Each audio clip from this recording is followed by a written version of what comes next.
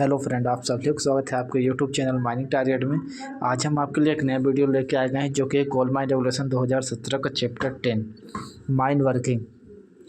तो एक ही वीडियो में हम पूरा चैप्टर 10 कवर करेंगे और मैं उम्मीद से आपको कह सकता हूँ कि आपको ये वीडियो देखने के बाद चैप्टर 10 में कोई डाउट न रह जाएगा। और आपको किसी भी एग्जाम में चैप्टर 10 से अगर कोई भी क्वेश्चन बनता है तो डेफिनेटली आपको 100% बनेगा। तो मैं एक ही वीडियो में कवर करूँगा। चैनल को वीडियो को अपना पूरा देखिएगा, लास्ट तक देखिएगा और चैनल को ज़्यादा से ज़्यादा लाइक, सब्सक्राइब और शेयर करिएगा।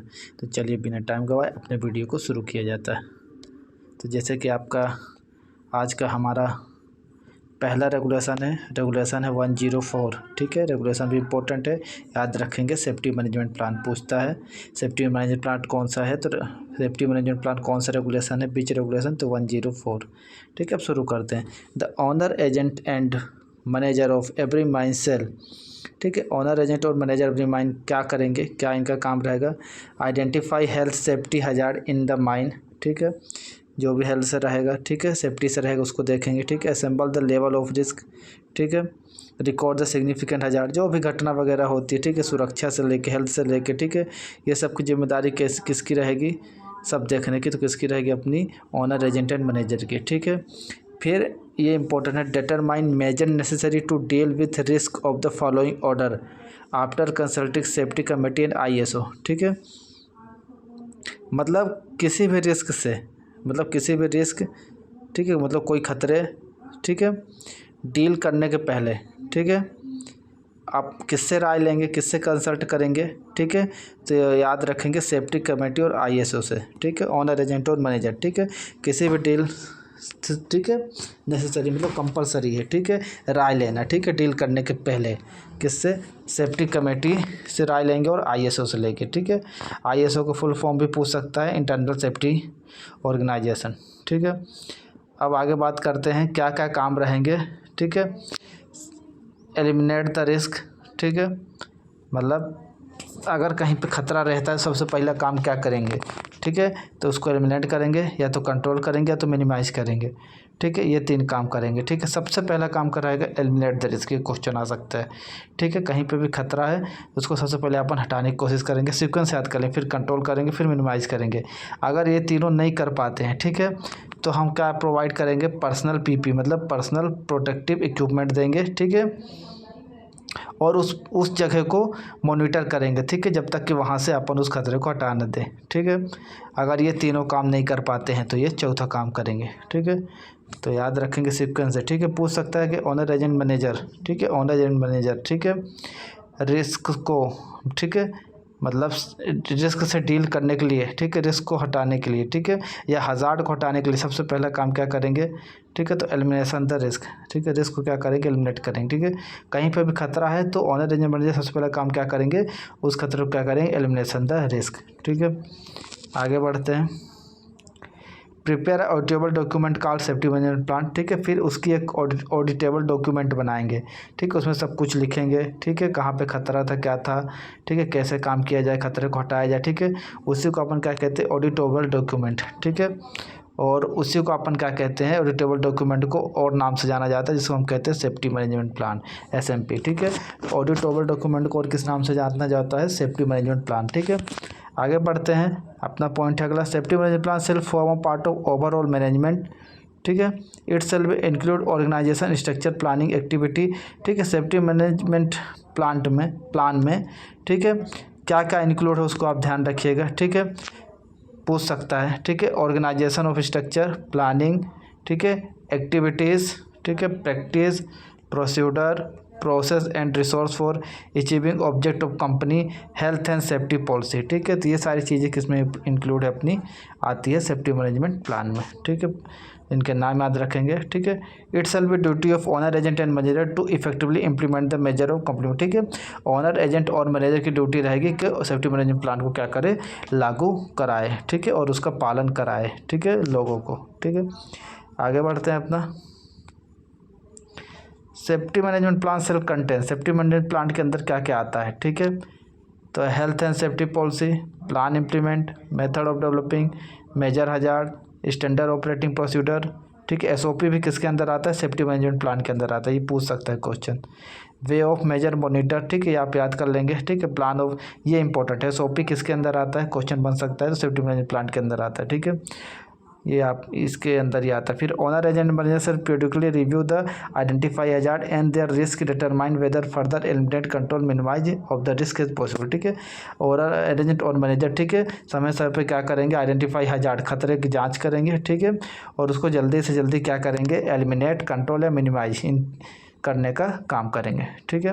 अ copy of safety management plan shall be sent, ठीक है, सेफ्टी मैनेजमेंट प्लान की एक कॉपी किसको भेज देंगे, रीजनल इंस्पेक्टर को, ठीक है। तो ये भी पूछ सकता है कि सेफ्टी मैनेजमेंट प्लान की एक कॉपी किसको भेजना है, रीजनल इंस्पेक्टर को, ठीक है। ये अपना था रेगुलेशन 104 जो कि कंप्लीट होता है। आगे बढ़ते हैं अपना रेगुलेशन 105 में, मैनुअल ओपन कास्ट वर्किंग, ठीक। तो आप लोग रेगुलेशन नंबर याद रखिएगा, मैनुअल ओपन कास्ट वर्किंग पूछ सकता है कौन सा रेगुलेशन है, तो रेगुलेशन है अपना 105, ठीक है। तो 104 से कोई डाउट नहीं होगा, ठीक है। सेफ्टी मैनेजमेंट प्लान को फॉलो करवाने की या इम्प्लीमेंट कराने की जिम्मेदारी किसकी रहेगी, ओनर एजेंट मैनेजर, ठीक है। सेफ्टी मैनेजमेंट प्लान को कौन बनाता है, तो ओनर एजेंट मैनेजर बनाते हैं, ठीक है। सुरक्षा प्लान, ठीक है, क्या काम करेंगे सबसे पहला, ठीक है, अगर कोई खतरा है तो उसको क्या करेंगे, एलिमिनेट करने का काम करेंगे, ठीक है। अगर नहीं हो पाता है तो पर्सनल प्रोटेक्टिव इक्विपमेंट दे देंगे, ठीक है, या उस जगह को मॉनिटर करेंगे जब तक कि खतरे को हटाया ना जा सके, ठीक है। तो ये अपना होगा रेगुलेशन 104। अब आगे आते हैं regulation 105, manual open cast working. ध्यान से इसको समझेंगे, मैनुअल ओपन कास्ट वर्किंग क्या है अपना। मैनुअल मतलब छोटी खदानें, है ना, मैनुअल ओपन कास्ट वर्किंग, जहाँ बड़ी बड़ी मशीनें न चलती हों, ठीक है। तो इन एलिवल सॉइल मोरोमत डिक्लेयर डेब्रीज, मतलब जो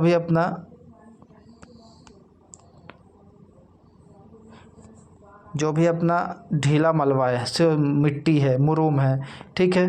तो अगर इसमें आपको बेंच बनाना है, ठीक है, तो उसमें क्या एंगल रखेंगे, ठीक है, ढीले मलबे में, ठीक है। Side shall be sloped not more than, तो एंगल अपना क्या रहेगा, नॉट मोर देन 45 डिग्री, ठीक है। साइड ऑफ स्लोप एंगल क्या रहेगा, not more then 45 degree. Horizontal से याद रखेंगे, वर्टिकल भी दे सकता है ऑप्शन में, हॉरिजॉन्टल से नॉट मोर देन 45 डिग्री, ठीक है।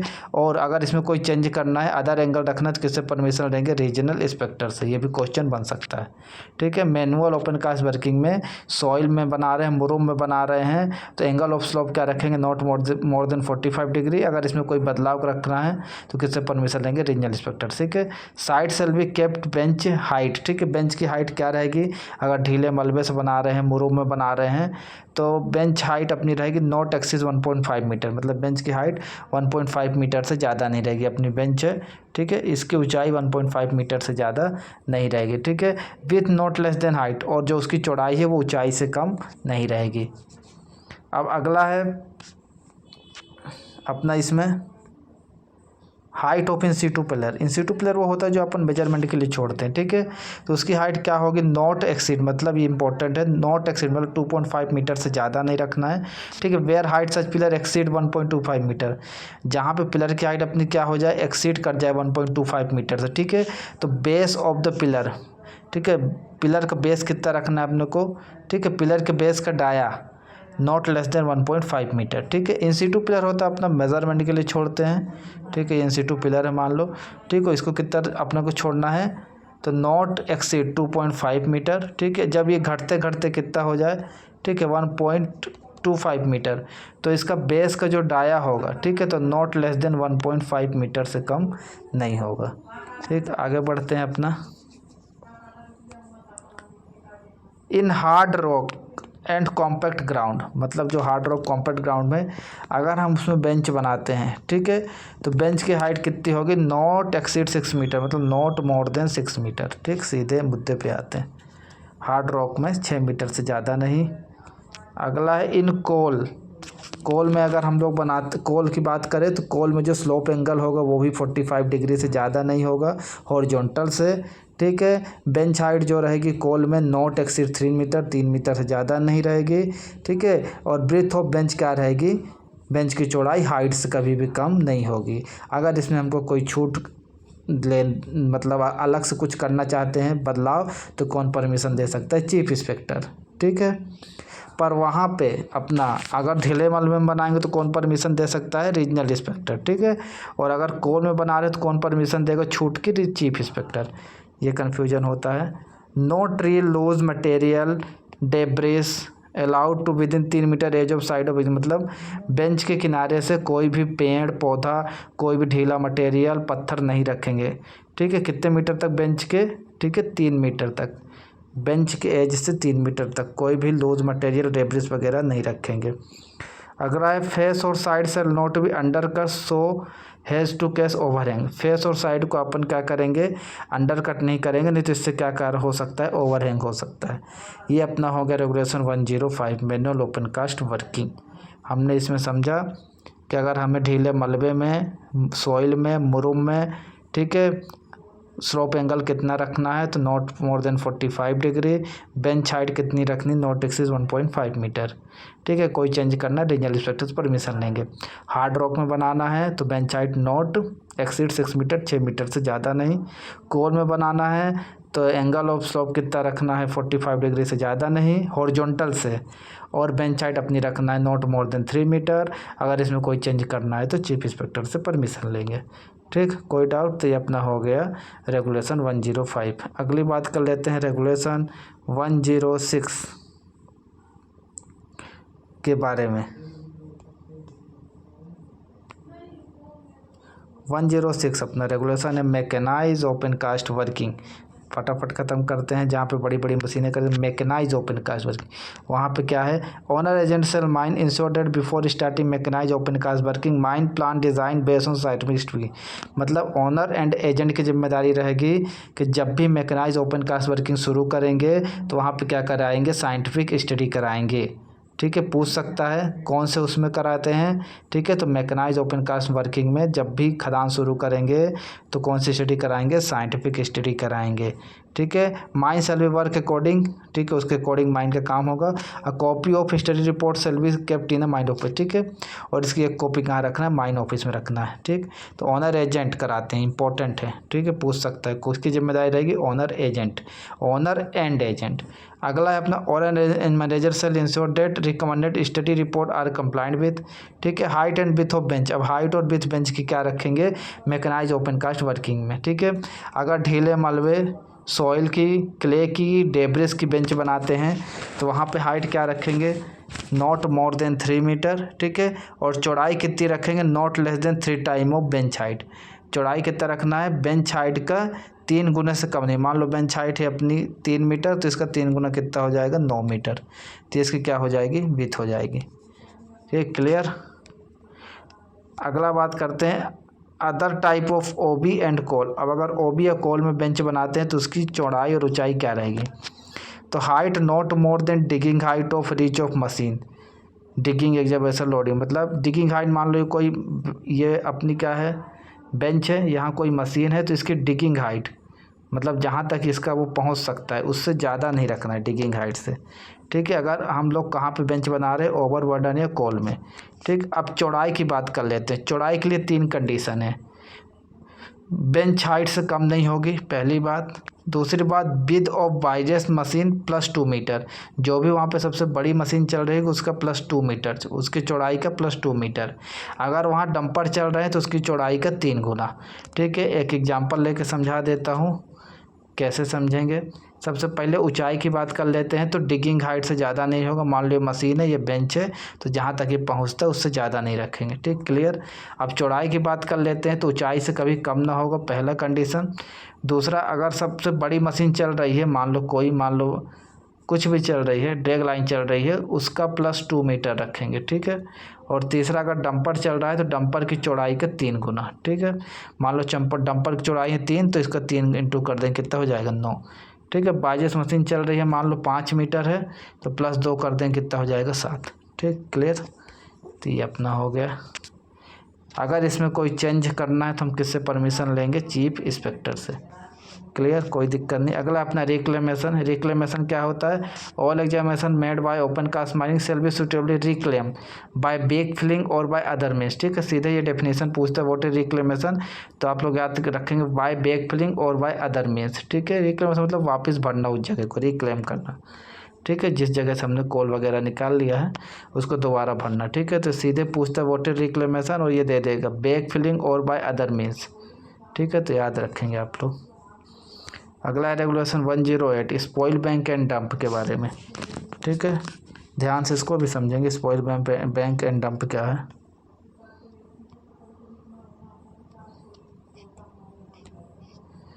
Spoil bank and dump video थोड़ा लंबा रहेगा, पर एक ही वीडियो में कवर करेंगे कम समय पे, तो ज़्यादा आपका समय बर्बाद नहीं होगा। आप लोग जब भी समय मिले तो आराम से देख सकते हैं। ठीक है, पूरे डाउट भी आराम से क्लियर करते चलेंगे। Spoil bank and dump while removing overburden the top soil shall be stacked a separate place.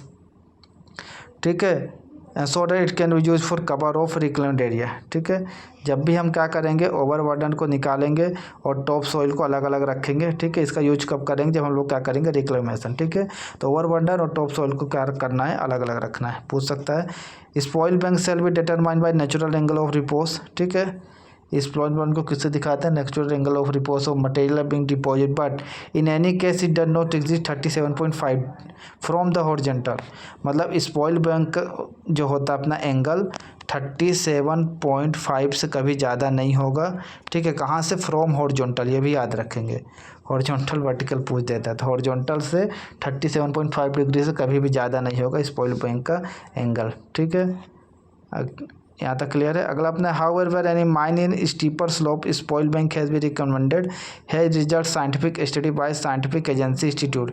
मतलब अगर इससे कहीं कम एंगल रखना है स्पॉइल बैंक का, तो क्या करना, अपन को साइंटिफिक स्टडी कराना है। ठीक है, किसी भी इंस्टीट्यूट द्वारा, उस हिसाब से रखेंगे। ठीक है, या फिर रीजनल हॉस्पिटल में परमिट स्टीपर स्लोप सब्जेक्ट, तो पूछ सकता है स्पॉइल बैंक में कौन छूट दे सकता है, तो रीजनल इंस्पेक्टर की परमिट से अपन उसको कम कर सकते हैं, पर साइंटिफिक स्टडी कराने के बाद। ठीक है, तो स्पॉइल बैंक में छूट रीजनल इंस्पेक्टर। अगला है loose OB and other such material from open cast working rejected from washery. ठीक है, from other source shall be dump in such manner that there be no possibility dump material. मतलब जो भी अपना open cast mine से जो भी ओबी निकलेगा, ठीक है, रिजेक्टेड मटेरियल जो भी वॉशरी से निकलेगा, ठीक है, उसको इस हिसाब से डंप करना है कि वो फिसले ना, स्लाइड ना हो, कोई ज़रूरी नहीं है। एनी जो spoil bank exceeding 30 metre in height. ठीक है, कोई भी स्पॉइल बैंक एक्सीडिंग अगर 30 मीटर की हाइट से ज़्यादा एक्सीड करता है, ठीक है, कोई भी स्पॉइल बैंक की हाइट अगर 30 मीटर से ज़्यादा, इसको ध्यान से समझेंगे। Shall be bench no bench exceed, तो उसमें जो अपन बेंच बनाएंगे उसकी हाइट 30 मीटर से ज़्यादा नहीं होगी। ठीक है, ध्यान से सुनेंगे। एंड द ओवरऑल स्लोप, जो ओवरऑल स्लोप होगा, तो नॉट एक्सीड मतलब नॉट मोर देन 1 वर्टिकल और 1.5 हॉरिजॉन्टल। इसको ध्यान से समझेंगे कि अगर स्पॉइल बैंक की हाइट 30 मीटर से ज़्यादा हो जाती है, ठीक है, तो वहाँ पे जो बेंच बनाएंगे उसकी हाइट 30 मीटर से ज़्यादा नहीं रखनी है। और इसमें स्लोप कितना रखना है, ओवरऑल स्लोप जो रखना है 1 वर्टिकल और 1.5 हॉरिजॉन्टल। ठीक है, इसको ध्यान से समझेंगे। अगला है toe of spoil bank extend any point with, मतलब जो टो होता है स्पॉइल बैंक का 100 मीटर से ज़्यादा नहीं बढ़ाना है। ठीक है, किनारे से, तो पूछ सकता है टो ऑफ स्पॉइल बैंक कितना, 100 मीटर, विद इन 100 मीटर के अंदर ही रखना है टो। ठीक है, अब माइन ओपनिंग से रेलवे, अदर पब्लिक रोड पे बिल्डिंग। ठीक है, toe of spoil bank 100 metre से ज़्यादा नहीं बढ़ाना है। कहाँ से, जहाँ से माइन ओपन है, रेलवे से, पब्लिक रोडवे से 100 मीटर से ज़्यादा उसके टो को नहीं रखना है। ठीक है, कोई ज़रूरी नहीं है, आपने देख लिया कि टो कितना रखना है स्पॉइल बैंक का, 100 मीटर से ज़्यादा नहीं। अगला है अपना suitable fence shall be erected between them, railway, public roadway, building structure belonging to owner. ठीक है, फेंसिंग कहाँ पे करना है, ठीक है, the toe of any active spoil bank, वहाँ पे भी फेंसिंग करना है। रेलवे, पब्लिक वर्क रोड पे, वहाँ फेंसिंग करना है। सो भी prevent unauthorised person for approaching the spoil bank. ठीक है, अनऑथराइज्ड पर्सन कोई वहाँ पे ना जाए, कोई ज़रूरी नहीं है। अगला देखते हैं no person shall be approach from be permitted approach to, important नहीं है। Adequate precaution shall be taken prevent failure, ये भी इंपॉर्टेंट नहीं है। यहाँ पे आ जाते हैं a scientific study should be made if the plan height dump beyond 30 metre. ठीक है, width of any bench in the dump shall be not less than the height। ठीक है, पूछा है, यहाँ पे बोल रहा है अ scientific study should be made if the plan height of dump, मतलब अगर डंप की हाइट 30 मीटर से ज़्यादा हो गई तो क्या कराना है, साइंटिफिक स्टडी कराना है। ठीक है, और उसकी विड्थ है जो, वो क्या करना है, ऊंचाई से कभी भी कम नहीं रखना है। ठीक है, मतलब डंप हाइट अपने को 30 मीटर से ज़्यादा नहीं करना, अगर 30 मीटर ज़्यादा हो गई साइंटिफिक स्टडी कराना है। ठीक, अब यहाँ से कोई अब ये इंपॉर्टेंट है, पूछ सकता है। If there is any road near by dumping shall be done in such a way that distance between the dump and the road not less than the twice the overall height of the dump. देखो अगर कोई road के किनारे पे हमने dumping की है, ठीक है, तो डंपिंग हमको इस प्रकार से करना है कि जो डंपिंग की हाइट है, ठीक है, मान लो डंपिंग की हाइट है 2 मीटर, ठीक है, तो उसको उससे इतनी दूरी पे करना है कि उसकी दुगनी, जैसे 2 है तो 4 मीटर, ठीक है, समझ रहे हैं क्या बोल रहा है। If there any road near by dumping, कोई रोड है डंपिंग एरिया के आसपास कोई रोड है, ठीक है, तो the distance between toe of dump, ठीक है, जो डंप का टो रहेगा उसको कितनी दूरी में रखना है, डंप की हाइट का 2 गुना, डंप की हाइट 2 मीटर तो 4 मीटर की दूरी पे रखना है किसी भी रोड के किनारे से, ठीक है। डंप की हाइट का कितना रखना है, ओवरऑल हाइट के डंप की 2 गुना रखना है, ठीक। तो ये पूछ सकता है कितना रखना है, 2 टाइम रखना है, ठीक है। रेलवे रोड बिल्डिंग वगैरह से टो, ठीक है, टो की जो अपने डंप किया है डंप की हाइट, ठीक है। टॉप सॉइल एंड, ये इंपॉर्टेंट नहीं है। फॉर रिड्यूसिंग ग्राउंड प्रेशर, ये भी इंपॉर्टेंट नहीं है, ये इम्पोर्टेंट है। The dump area shall be sufficiently fence, dump area को फेंस करके रखना है कौन से रेगुलेशन के अनुसार, रेगुलेशन 128, ये पूछ सकता है CMR 2017 के अनुसार, ठीक है। डंप को कौन से रेगुलेशन के अनुसार फेंसिंग करना है, तो 128 के अनुसार, ये पूछ सकता है, ठीक। और कुछ ज़रूरी नहीं, तो अपना रेगुलेशन होता है कंप्लीट। अब आते आते अपना रेगुलेशन 109 है, थोड़ा बोरिंग लग रहा होगा पर आपको कवर कर देंगे एक ही वीडियो में, तो ठीक रहेगा। Transport rule, manager of every mine shall be frame enforce code of transport rule. खदान का मैनेजर कौन क्या बनाएगा, ट्रांसपोर्ट रूल, और उसको क्या करेगा, लागू कराएगा और उसके अमल में लाएगा लोगों को, ठीक है। तो ट्रांसपोर्ट रूल कौन बनाता है पूछ सकता है, तो मैनेजर बनाता है। और कॉपी किसको भेजेगा ट्रांसपोर्ट रूल की, एक तो रीजनल इंस्पेक्टर को, ये भी पूछ सकता है। मैनेजर से hand over copy of transport rule in all operator driver, किसको किसको देगा ट्रांसपोर्ट रूल की copy, operator driver official person को, ठीक है। मैनेजर सच ऑफिसर सेल भी रिस्पॉन्सिबल फॉर द, मतलब मैनेजर जिम्मेदारी होगी ट्रांसपोर्ट रूल को लागू कराने की या फॉलो करवाने की, ठीक है, जो भी ट्रांसपोर्ट रूल बनाया है। ये अपना कंप्लीट। अगला अपना regulation 10110 code of practice, COP full form, इसका शॉर्ट फॉर्म पूछ सकता है, COP code of practice. Manager of every shall be before मतलब मैं शॉर्ट में बता देता हूँ बिना समय गवाए। जब भी कोई नई मशीनरी ला रहे हैं, न्यू इंस्टॉलेशन कर रहे हैं, ठीक है, तो मैनेजर क्या बनाएगा, एक कोड ऑफ प्रैक्टिस बनाएगा, ठीक है। किस प्रकार से नई मशीन को चलाना है, नया इंस्टॉलेशन करना है, ठीक है, उसमें कोई चेंज करना है, कोई बड़ी मशीनरी आ रही है, तो क्या बनाता है मैनेजर, कोड ऑफ प्रैक्टिस बनाता है, ठीक। अब इसमें दूसरा important question, code of practice की कॉपी किसको भेजना है, तो रीजनल इंस्पेक्टर को। मैं पूरा कवर कर रहा हूँ, इंपॉर्टेंट, तो रीजन पूछ सकता है COP कॉपी किसको। और एक ट्रिक है, ज़्यादातर कॉपी किसको भेजेंगे, रीजनल इंस्पेक्टर को ही भेजेंगे। जहाँ पे थोड़ा अलग क्वेश्चन है वो मैं कल बनाऊंगा वीडियो में बता दूंगा आपको, तो कन्फ्यूजन ना होगा, ठीक है। अब कोड ऑफ में क्या क्या रहेगा ये आप लोग यहाँ पे दिया है तो आप पढ़ लेंगे, समय नहीं बर्बाद करते हैं, क्या क्या लिखा रहेगा, ठीक। फिर ऑनर एजेंट एंड और manager shall hand over copy of COP official person ensure the owner agent और manager, copy shall be kept mine office, ठीक है। कॉपी कहाँ रखना है, माइन ऑफिस में, और कहाँ पे रखना है, ऑपरेटर और मशीनरी के आसपास, कोई इंपॉर्टेंट नहीं। ये भी अपना रेगुलेशन 1010 कंप्लीट। इससे ज़्यादा इससे क्वेश्चन पूछ ही नहीं सकता, ठीक है। रीजनल इंस्पेक्टर इंपॉर्टेंट है और COP कौन बनाता है वो इंपॉर्टेंट है, ठीक है, क्यों बनाया जाता है ये भी पूछ सकता है। अगला है अपना रेगुलेशन डेवलपमेंट।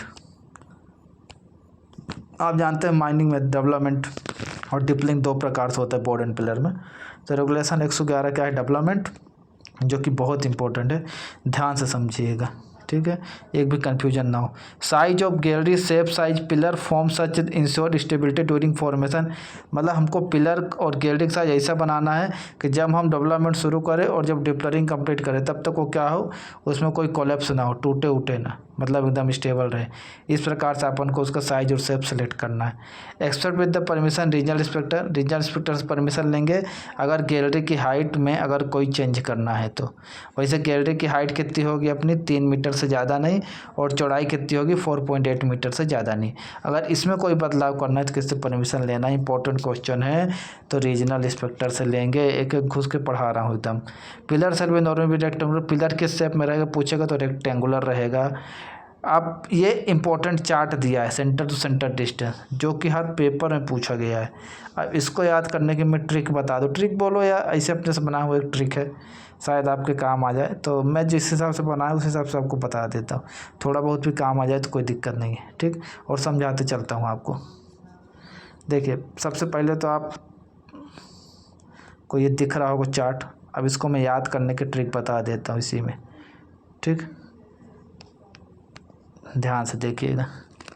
सबसे पहले depth of SIM from surface, SIM की डेप्थ सरफेस से, ठीक है। अब width of gallery does not exceed, gallery की विड्थ 3 मीटर, 3.6, 4.2, 4.8। अब इसको कैसे याद करना, सीधे मुद्दे पे आ जाते हैं। देखो तो पहले मैं इधर का याद करना बता दूंगा, फिर इधर का, तो ध्यान से देखिएगा, ठीक है। देखो यहाँ पे कितना दिया है 60, यहाँ देखो यहाँ कितना दिया है 60, 60 में 30 प्लस करो कितना हो जाएगा 90, 60 और 90 के बीच, 90 में 60 प्लस करो कितना हो जाएगा 150, तो 90 और 150, ठीक है, समझ में आ रहा है ना। फिर 60 के बाद क्या प्लस करें, अभी हमने क्या प्लस किया यहाँ पे 30, 30 के बाद 60, 60 के बाद क्या प्लस किया अपन ने यहाँ पे 60, 30, 60, 60 के बाद क्या प्लस करेंगे 120, दुगुना करते जाएंगे। तो 150 में 120 ऐड करोगे तो कितना हो जाएगा आपका 240, ठीक है। अब 200, 120 के बाद क्या आएगा अपना 240, 240 में कितना ऐड कर दे अपन, एक बार और आपको बताते हैं, एक मिनट। देखो ये अपना 60, सबसे पहले 60 में 30 ऐड कर दिया, 60, 30, 90, ठीक है। 30, अब 30 का दोगुना कितना होता है 60, तो 90 में 60 ऐड कर दिए तो कितना आ गया अपना 150, ठीक। अब 60 का दोगुना कितना होता है अपना 30, 30 जोड़ते जाना है। देखो पहले 30 जोड़े, फिर 60 जोड़े, ठीक है, फिर 30 जोड़ेंगे कितना हो जाएगा 90, फिर 30 जोड़ेंगे तो 120, फिर 30 जोड़ेंगे तो 150। अब देखो यहाँ समझाता हूँ आपको, पहले अपना कितना था 60, 60 में 30 जोड़ दिए कितना आ गया 60 से 90, ठीक, क्लियर। फिर 90 में 60 जोड़ दिए कितना आ गया 150, 150 में 90 जोड़ दिए कितना आ गया 240, ठीक। 240 में अपना क्या ऐड कर दिए 120, तो कितना आ गया 360, और उसके बाद 360 से ज़्यादा, ठीक, क्लियर। 30, 30, 30 ऐड करते चलना है अपने को, ठीक, जो भी आएगा। यहाँ पे 30 ऐड करेंगे, ठीक, ध्यान देखिएगा, यहाँ पे 30, यहाँ पे 60, ठीक, यहाँ पे अपना 30, 60, 90 और यहाँ पे 120, क्लियर। और ये 360, ये क्लियर हो गया। अब यहाँ का देखो ध्यान से, यहाँ 3, इसमें अपन क्या ऐड करना है 0.6 सब जगह, ठीक है। तो 3 में ऐड कर देंगे क्या 0.6, तो कितना बन जाएगा 3.6, फिर 3.6 में 0.6 ऐड करेंगे तो कितना बन जाएगा 4.2, फिर 0.6 ऐड कर देंगे कितना बन जाएगा 4.8, ठीक। तो ये लिखते तो बन जाएगा। अब आते हैं यहाँ पे जो आपका ये दिया हुआ है, ठीक, इसको कैसे याद करेंगे। देखिए बस आपको पहला याद करना है, सबसे पहले क्या आएगा 12, ठीक, 12 में 1.5 है ऐड कर देंगे 13.5, ठीक है। 1.5 के बाद क्या आता है 3, 3 ऐड कर देंगे 16.5, 3 के बाद क्या आता है 6, 16 में 6, 6.5 ऐड कर देंगे क्या आएगा 22, फिर 6 ऐड कर देंगे कितना आएगा 28, ठीक है, समझ गए।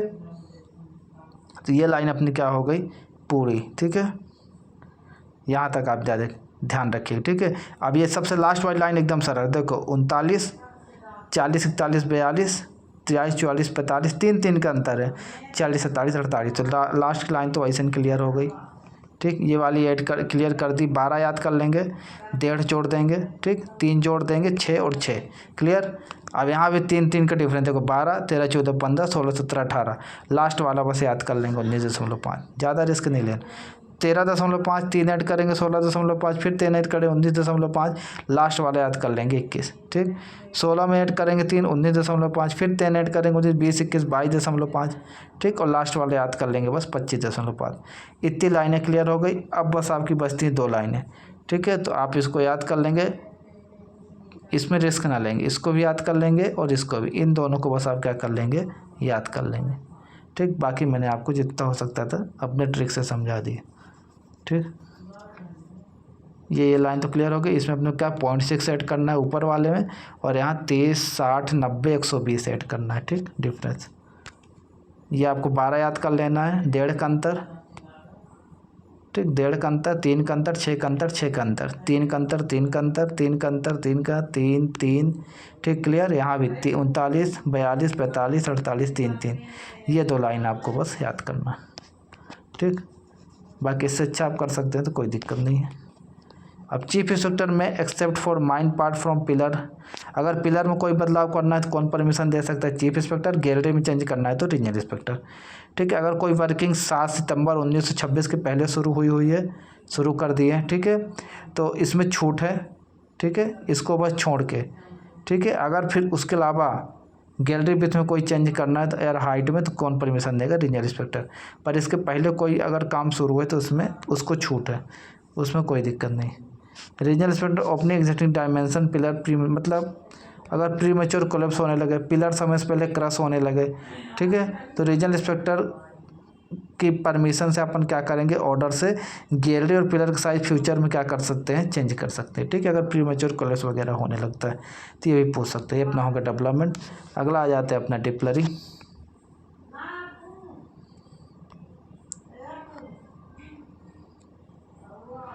डिप्लरिंग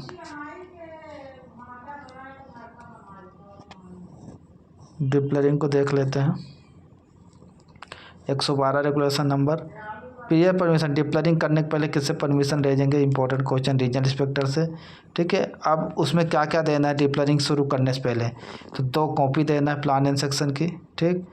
एक्सट्रक्शन रिडक्शन पिलर बताना है, मैनर किस तरीके से निकाल रहे हैं, थिकनेस डेप्थ ऑफ सीम बताना है, नेचर ऑफ रूफ बताना है, rate and direction of deep, ये अपने को बताना है, ठीक है। डिप्लरिंग शुरू करने के पहले परमिशन कैसे लेंगे? रीजनल इंस्पेक्टर से।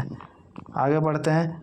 एक्सट्रक्शन और reduction of pillar shall be conduct in such a way prevent extraction collapse of subsidence, मतलब एक्सट्रक्शन और रिडक्शन स्टेप्स करना है, सब्सिडेंस कोलेप्स होने के पहले अपन कर लें, ठीक है। ये कोई इंपॉर्टेंट नहीं है। स्प्लिटिंग हाइटिंग शेल बी, हाँ ये इंपॉर्टेंट है, ये वाला इंपॉर्टेंट है। स्प्लिटिंग और हाइटिंग ये इंपॉर्टेंट है, इसको ध्यान से देखेंगे। Splitting heighting shall be done more than 2 pillar ahead of pillar under, अगर हमने डिप्लरिंग शुरू कर दिया है तो कितने पिलर को स्प्लिट कर सकते हैं? तो 2 पिलर को, ठीक है। हाउएवर वाइल स्टार्टिंग पैनल, ठीक है, और अगर हम शुरू करने जा रहे हैं तो ज़्यादा से ज़्यादा कितने पिलर को स्प्लिट कर सकते हैं? निकाल सकते हैं 4 पिलर को, ठीक, इंपॉर्टेंट है। अगर शुरू है काम शुरू तो ज़्यादा से ज़्यादा कितने? 2 पिलर को। अगर शुरू करने जा रहे हैं तो 4 पिलर तक अपन क्या कर सकते हैं? निकाल सकते हैं। Width of split gallery not be more than the development gallery, split gallery की विड्थ कितनी होनी चाहिए? डेवलपमेंट गैलरी से ज़्यादा नहीं होनी चाहिए, भी इंपॉर्टेंट है। In a caving panel operation conduct, कोई इंपॉर्टेंट नहीं है। In stowing return shall be submitted, ये इंपॉर्टेंट है। अगर हम स्टोइंग कर रहे हैं, ठीक है, डिप्लरिंग में, तो उसका जो रिटर्न है अपन को हर महीने की 10 तारीख के पहले किसको सबमिट करना है? रीजनल इंस्पेक्टर को करना है। उसमें क्या क्या रहेगा? क्वालिटी ऑफ कोल, मतलब कितना कोयला निकाला, कितना अपन ने क्या सैंड यूज किया, रेता वगैरह यूज किया, तो हर महीने की 10 तारीख के पहले इसकी सबमिट करना है, इसका रिटर्न किसको? रीजनल इंस्पेक्टर को, अगर हम स्टोइंग से डिप्लरिंग कर रहे हैं। अब आइसोलेशन स्टॉपिंग इंपॉर्टेंट है, इसको मैं एक ही में कवर कर दूंगा। Stopping shall be brick lime cement, minimum thickness shall be given, ठीक। इसको अच्छे समझ लीजिए, पेपर में आता है। अब मैं समझाता हूँ। देखो, हम जो स्टॉपिंग बनाते हैं उसके बारे में, अगर हम डिग्री 3 में स्टॉपिंग बनाते हैं, ठीक है, तो 2 स्टॉपिंग ईच 1 मीटर थिक। अब नीचे में एक फिगर उससे समझाऊंगा अच्छे से। 2 स्टॉपिंग बनाएंगे, उसकी मोटाई कितनी रहेगी? 1 मीटर, और उनके बीच में, ठीक है, 4.5 मीटर की जगह छोड़ेंगे, ठीक है, और उसमें क्या भरेंगे? सॉलिड और इनकम्बस्टिबल मटेरियल। ये डिग्री 3 माइंस में अगर हम स्टॉपिंग बनाते हैं, ठीक है, एक्सप्लोजन प्रूफ स्टॉपिंग बनाते हैं, ठीक है। अगर हम बाय केविंग कर रहे हैं, बाय स्टोइंग कर रहे हैं, तो कितनी विड्थ रखेंगे उसकी? 1 मीटर, ठीक।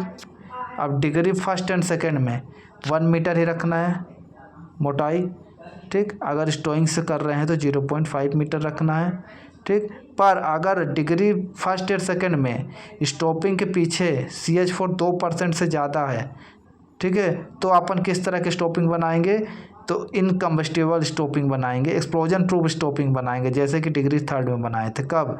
अगर मीथेन का परसेंट 2% से ज़्यादा है, तो ये इम्पोर्टेंट है। अब नीचे एक फिगर है, उसके द्वारा मैं आपको समझा देता हूँ। देखो ये आपका स्टॉपिंग है, ठीक है,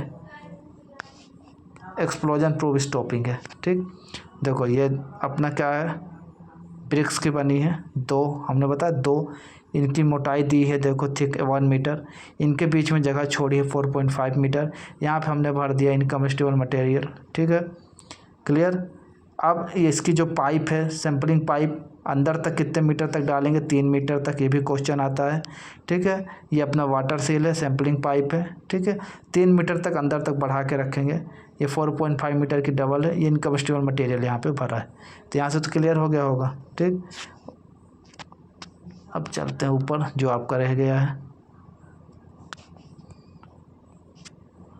इम्पोर्टेंट है, वही बता रहा हूँ आपको।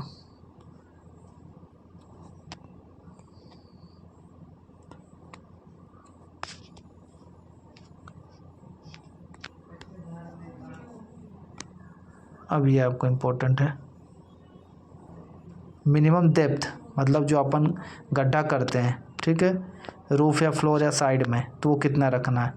अगर कोल के केस में स्टॉपिंग बनाते हैं और ब्रिक्स या सीमेंट से बनाते हैं तो 1 मीटर, आरसीसी से बनाते हैं तो 50 सेंटीमीटर। सेल रूफ में अगर हम लोग स्टॉपिंग बनाते हैं तो कितना गहराई, 30 सेंटीमीटर, आरसीसी से बनाते हैं तो भी 30 सेंटीमीटर, कोई दिक्कत नहीं।